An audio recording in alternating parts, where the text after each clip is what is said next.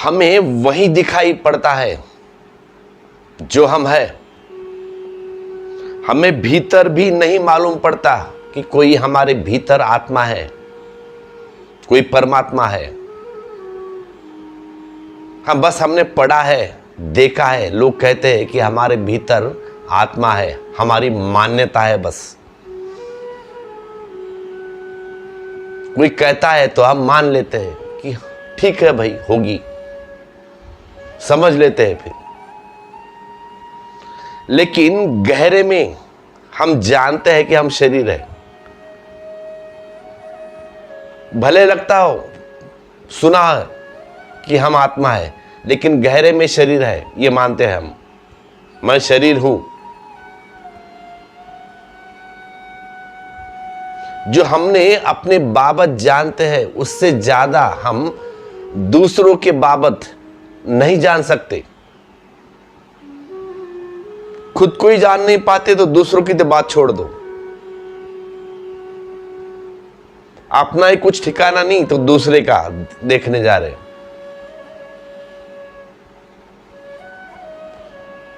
जितने हम अपने बाबत जानते हैं, उससे ज्यादा हम संसार के बाबत नहीं जान सकते।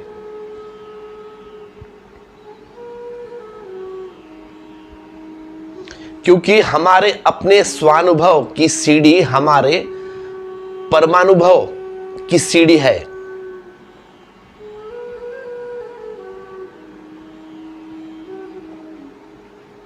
अगर इसे ठीक से समझे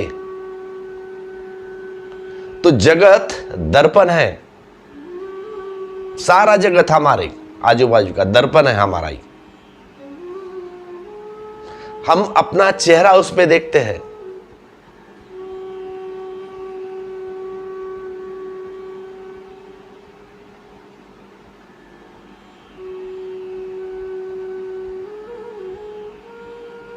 अगर पत्थर में सिर्फ परमात्मा दिखाई पड़ता हो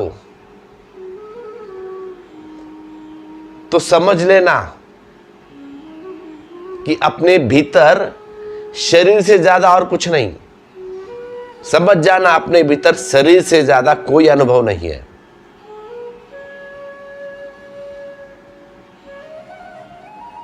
अब ये ठीक भी है। हम जो अपने भीतर नहीं जानते, उसे हम बाहर कैसे जान सकते हैं?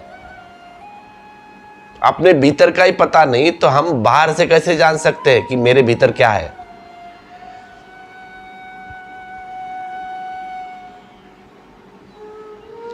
अब जिस आदमी के सिर में दर्द नहीं है, कभी दर्द हुआ ही नहीं अभी तक, अगर उस आदमी को कह दे सिर में दर्द हो रहा है तो वह परेशान हो जाएगा। क्योंकि उसे वो अनुभव का पता ही नहीं चीज का कि सिर दर्द क्या होता है। तो सीधा कहेगा सिर दर्द कैसा।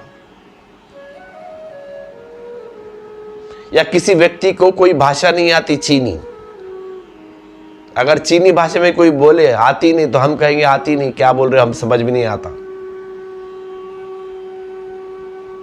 तो जिसको सिर दर्द का पता ही नहीं, वह कहेगा कैसा सिर दर्द, हमें तो उसका कुछ अनुभव है ही नहीं। और पता भी चले कैसे? जो इसके पहले उससे पता चल चुका हो तो हम अनुभव से समझ पाते हैं। अब सिर दर्द हुआ, ये अनुभव हुआ है हमको। पैर में कांटा चुभ गया, उसका अनुभव है।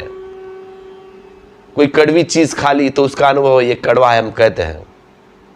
तो अनुभव हुआ तो समझ जाते हैं।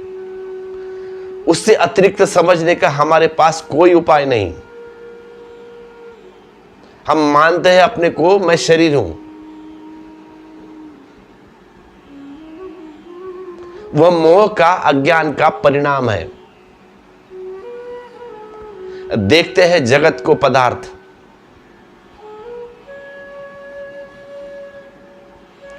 तो जिस दिन ज्ञान की घटना घटती है,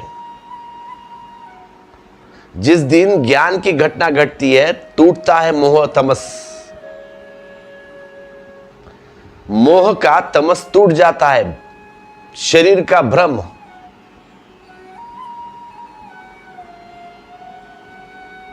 टूटता है शरीर का भ्रम, बोध होता है स्वयं का, बोध होता है चेतना का, कॉन्शियसनेस। तो उस क्षण सारा जगत चैतन्य हो जाता है, उसी क्षण युगपात।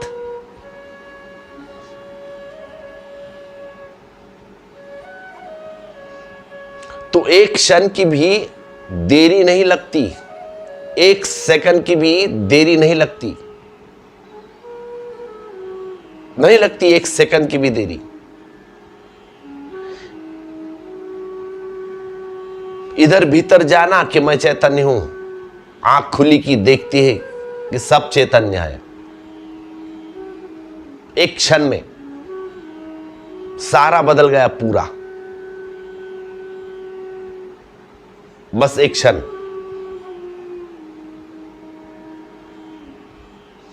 तो जब कभी ऐसी घटना घटती है,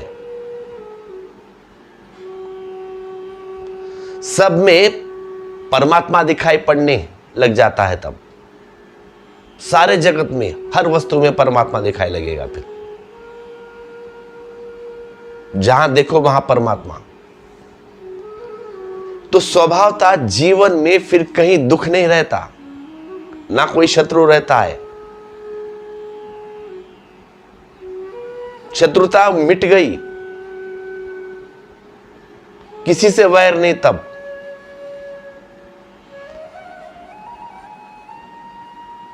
शत्रु में भी परमात्मा दिखाई पड़ता है।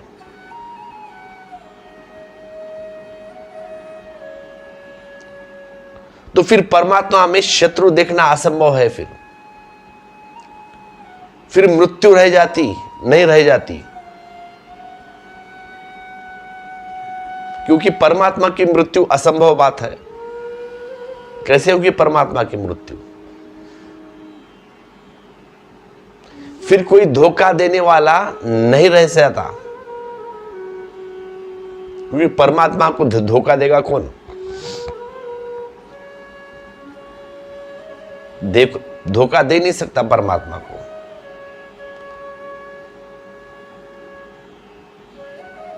फिर सब प्रीतिकारक हो जाता है, सब प्रेम हो जाता है, प्रेम पूर्वक।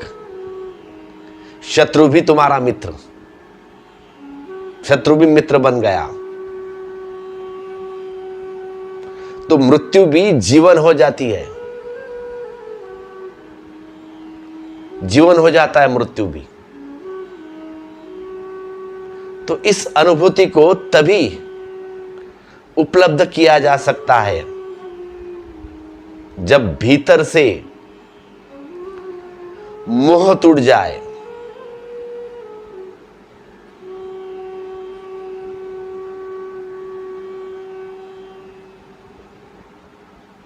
क्योंकि मोह एक हिप्नोसिस है।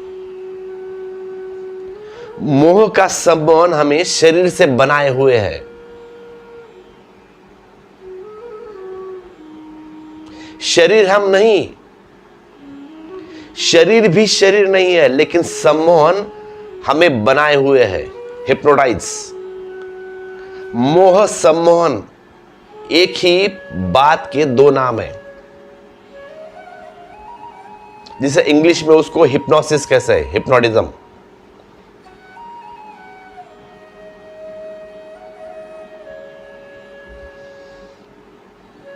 हिप्नोसिस को हम सम्मोहन कहते हैं हमारी हिंदी लैंग्वेज में। तो सम्मोहन क्या है? सम्मोहन को ख्याल में ले ले, एक प्रक्रिया है, एक छोटी सी ट्रिक।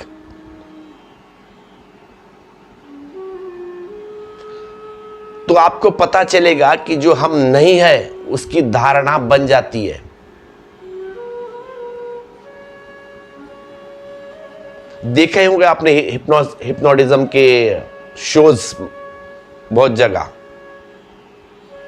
अगर कोई कुशल सम्मोहन वाला व्यक्ति हो और कोई आदमी तैयार हो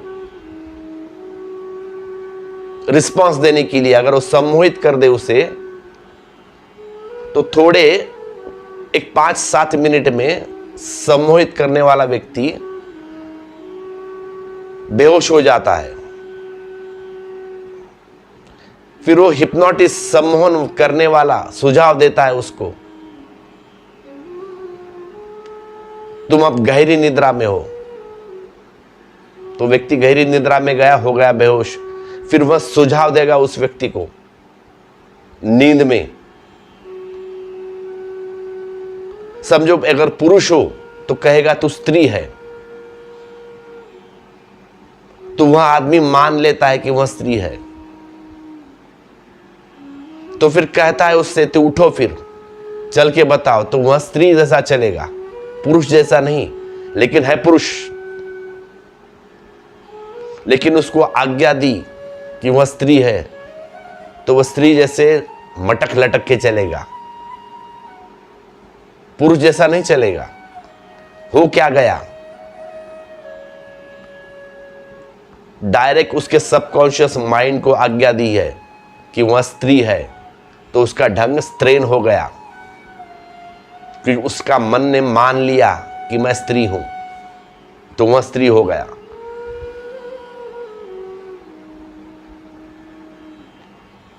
शॉर्ट टाइम के लिए, जितने दिन, जितना वक्त वो बेहोश होता है तब तक, नींद में, सम्मोहन में, तब तक वह स्त्री है।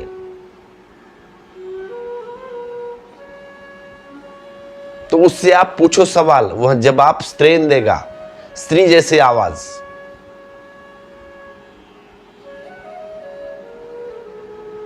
वैसे स्त्री कहती है ना, मैं आती हूं, मैं जाती हूं, मैं नहीं बताऊंगी, स्त्री जैसी बातें। अब क्या हो गया उसे, इस पुरुष को क्या हो गया, वह स्त्री जैसी बातें कर रहा है, क्योंकि उसने धारणा पकड़ ली कि मैं स्त्री हूं। उसका मन है बेहोश, बेहोशी में जो कह गया वह उसने मान लिया। बचपन में जैसे ही हम पैदा होते हैं, चारों तरफ व्यवस्था है सम्मोहन की। कहते हैं तुम शरीर हो, तो हमने मान लिया चारों तरफ अज्ञानी है, सब तरफ अज्ञानियों का जाल। माँ बाप, भाई बहन, स्कूल कॉलेज यूनिवर्सिटीज, तुम्हारे टीचर, सब तरफ जाल है, सब तरफ अज्ञानियों का जाल। वे सम्मोहित करते हैं कि तुम शरीर हो, नाम देते ना तुमको, फलाना फलाना, राजू, XYZ, प्रमोद। वैसे ही तुम शरीर हो, सब इशारे शरीर की तरफ। इसीलिए जिनके शरीर की तरफ ज्यादा इशारे हैं, वे ज्यादा शरीर हो जाते हैं। और उसमें खासियत और, स्त्रियां ज्यादा शरीर हो जाती है बजाय पुरुषों के,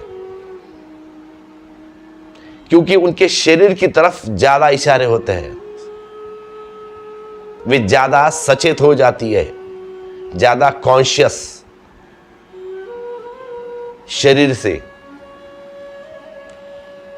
तो फिर शरीर उनके साथ जिंदगी बंध जाती है, शरीर के साथ।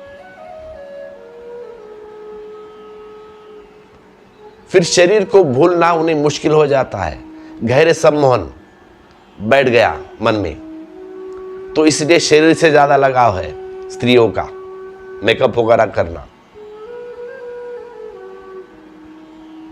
तो मन में कि मैं शरीर हूं, यह सम्मोहन टूटे ना तो भीतर आत्मा का अनुभव नहीं हो सकता, नहीं होता। यह सम्मोहन टूट जाए तो भीतर आत्मा का अनुभव होता है।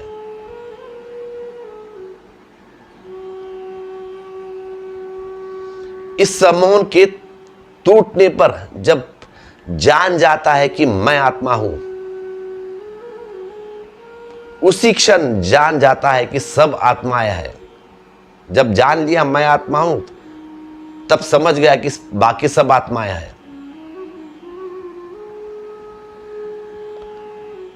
सच तो यह है कि यह कहना कि सब आत्माएं ठीक नहीं, क्योंकि जिस क्षण जान जाता है कि सब आत्माएं हैं, उसी क्षण एक ही परमात्मा शेष रह जाता है। फिर कोई हिंदू नहीं, कोई मुस्लिम नहीं, कोई क्रिश्चियन नहीं, कोई जैन नहीं, एक ही परमात्मा शेष रह जाता है, दो नहीं रह जाता। क्योंकि आकार हो तो दो हो सकते हैं, लेकिन निराकार हो तो निराकार एक ही हो सकता है, दो नहीं। निराकार दो नहीं हो सकते। अगर निराकार दो हो तो फिर आकार उनमें आ जाएगा फिर, क्योंकि दोनों एक दूसरे की सीमा बनाएंगे फिर। तो जहां सीमा बनी वहां आकार शुरू हो गया। निराकार तो एक है। शरीर अनेक हो सकते हैं, आत्मा एक ही होती है। आत्मा का कोई आकार नहीं।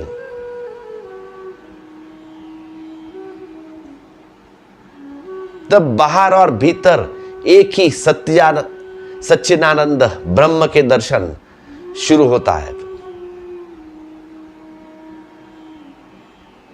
धन्यवाद।